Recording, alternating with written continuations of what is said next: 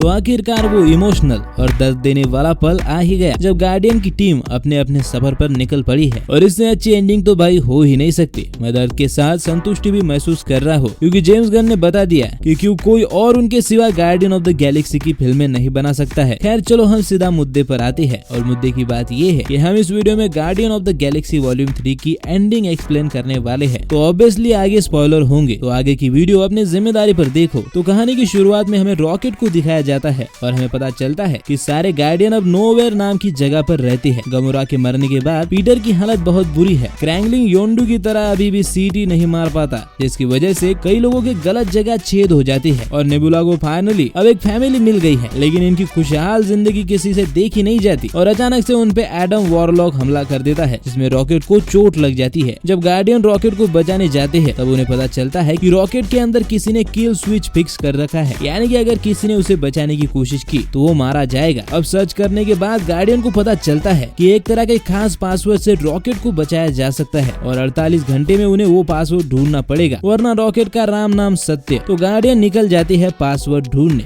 इस फिल्म की पूरी कहानी रॉकेट रकून के इर्द गिर्द घूमती है। कहानी पास्ट और प्रेजेंट में स्विच होती रहती है। पास्ट में हाई रेवोल्यूशनरी ने रॉकेट रकून को कैसे बनाया, उसके दोस्त कैसे बने और वो कैसे भागा, ये सब कुछ बहुत ही इमोशनल है। तो गार्डियंस द ऑर्गोस्कोप नाम की जगह पर जाती है जो कि ऑर्गन से बनी होती है। यहाँ पे नेबुला की बहन गमोरा भी उनसे जुड़ती है। वो सब अंदर जाते हैं और 89P13 की फाइल लेती है, जिसमें कि रॉकेट के साथ जो एक्सपेरिमेंट हुआ था उसका रिकॉर्ड होता है। अब यहाँ पे उन्हें पता चलता है कि ये सब हाई एवोल्यूशनरी ने किया है। तो गार्डियन उसे ढूंढते हुए काउंटर अर्थ पर पहुंच जाती है। ये जगह हमारे अर्थ की जेरॉक्स कॉपी होती है, लेकिन यहाँ पे इंसानों और जानवरों के मिश्रण से बने लोग रहते हैं और ये सब हाई एवोल्यूशनरी ने ही बनाया होता है। अब इस बंदे के सिर में जो चीज लगाई गई होती है उसमें पासवर्ड होता है, जिससे कि रॉकेट को बचाया जा सकता है। तो अपने ग्रूट और क्विल हाई एवोल्यूशनरी के पास जाते हैं और एक्शन करके वो चीज ले आती है। इधर हाई एवोल्यूशनरी को सिर्फ रॉकेट का दिमाग चाहिए होता है, इसलिए वो पूरी काउंटर अर्थ को ही डिस्ट्रॉय करके स्पेस में चला जाता है। अब क्योंकि वो अर्थ उसी ने बनाई होती है तो काउंटर अर्थ को मिटाना उसके लिए एक आम बात होती है। वो इसको इसीलिए मिटाता है क्योंकि जो आदर्श कॉलोनी उसे चाहिए होती है वो ये नहीं हो पाती या फिर बन नहीं पाती। अब इधर बड़ी मुश्किल से पीटर रॉकेट को बचा लेता है, लेकिन अपनी ड्रैक्स की बेवकूफी की वजह से नेबुला, ड्रैक्स और मैंटिस हाई एवोल्यूशनरी के चंगुल में फंस जाती है। और अब होता है आखिरी बैटल शुरू,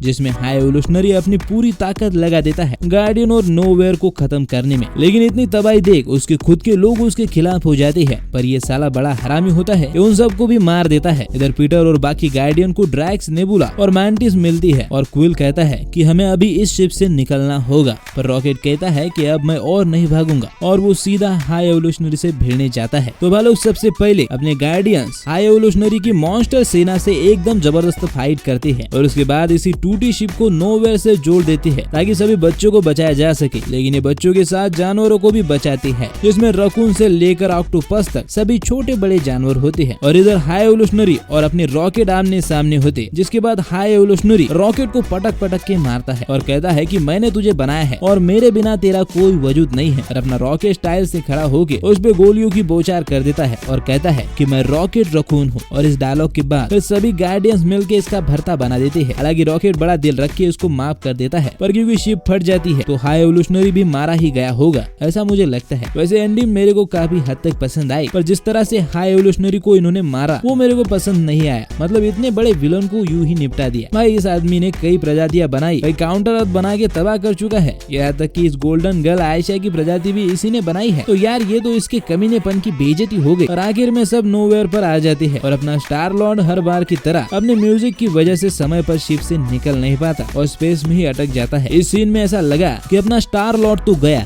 लेकिन अचानक से एडम वॉरलॉक आके उसे बचा लेता है। अब एडम वॉरलॉक उसे इसलिए बचाता है क्योंकि ग्रूट ने उसे बचाया था और क्योंकि इसकी तीक्ष्ण बुद्धि एकदम बच्चे की तरह है, तो ये जल्दी से अपनी पार्टी चेंज कर लेता है और गार्डियंस में शामिल हो जाता है। अब इसकी एक वजह ये भी होती है कि अब इसका कोई बचा नहीं है। इसकी माँ काउंटर अर्थ पर जो हमला हुआ था उसी में मारी जाती है, जिसकी वजह से ये अकेला पड़ जाता है। लेकिन भाई लोग जेम्स गन की ये ट्रिक मुझे बहुत अच्छी लगी, क्योंकि मार्वल की आखिरी मूवी में हमेशा कोई मरता है और इवन दोनों पिछले पार्ट में भी ग्रूट और योंडू मरे थे। तो जेम्स गन का ये रिकॉर्ड जो उन्होंने बनाया था उसी का फायदा उन्होंने पार्ट 3 में लिया, जहाँ मूवी आधे से ज्यादा होने तक सबको यही लगा कि रॉकेट मरेगा। यहाँ तक कि एक सीन तो ऐसा आया कि सबको लगा रॉकेट मर गया। वही पे यही सब पीटर के साथ भी हुआ और इन चीजों से जेम्स गन ने अपना अटेंशन मूवी से हटने नहीं दिया। खैर तो एंडिंग में जैसा आपने को पता था guardian guardian of the Galaxy की टीम टूट गई। मेंटिस अपने अस्तित्व को ढूंढने के सफर में निकल पड़ी। उसे जानना है कि वो वास्तविकता में है कौन और उसका दिल क्या चाहता है। नेबुला और ड्रैक्स नोवेयर पर एक नया समाज बनाने में लग गए हैं ताकि इन अनाथ बच्चों के साथ वो कभी ना हो जो कि रॉकेट और नेबुला ने सहा है। पीटर भी अर्थ पर अपने ग्रैंड पा के पास चला गया क्योंकि शायद उसे अब शांति की जरूरत है, लेकिन जाने से पहले उसने गार्डियन की बागडोर रॉकेट के हाथों में सौंप दी और कसम से कह रहा हूँ मेरे लिए बहुत ही इमोशनल पल था। पता होते हुए भी कि ये सब फिक्शनल है,